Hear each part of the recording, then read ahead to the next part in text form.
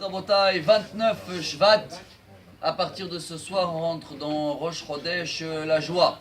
Rosh Chodesh Adar. C'est jeudi. Vous savez très bien que c'est une Gemara très connue. Et Ta'anit, page 29. Et là-bas, la Gemara, elle amène que Keshem Mishenichnas Av, mais Ma'atin Besimcha, car Mishenichnas Adar, Marbim Besimcha.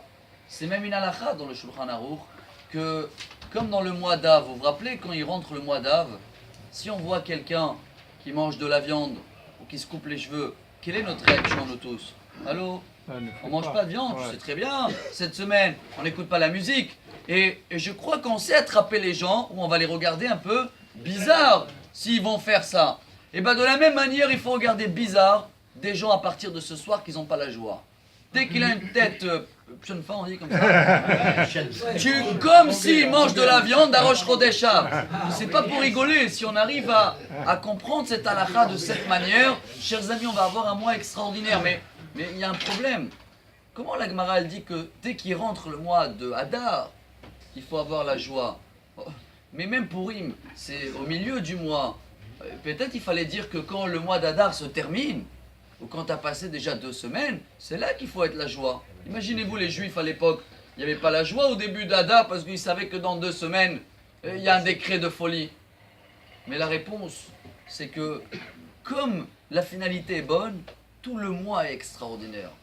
On voit que Haman, il a essayé de viser Hadar parce qu'il a dit « Ah, Moshe Rabbeinu est décédé dans le mois d'Hadar, le 7 Hadar. » Donc, et à la fin, il a choisi quelle date? Le 14.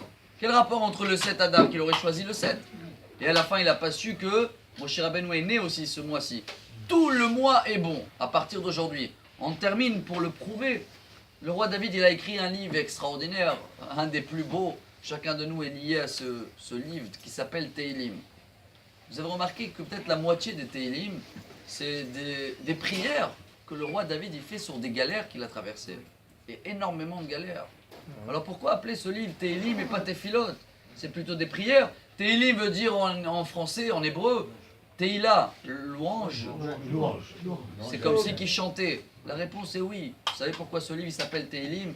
Parce que le roi David il chantait, même si au début c'est un décret, il savait qu'à la fin ça va devenir un chant.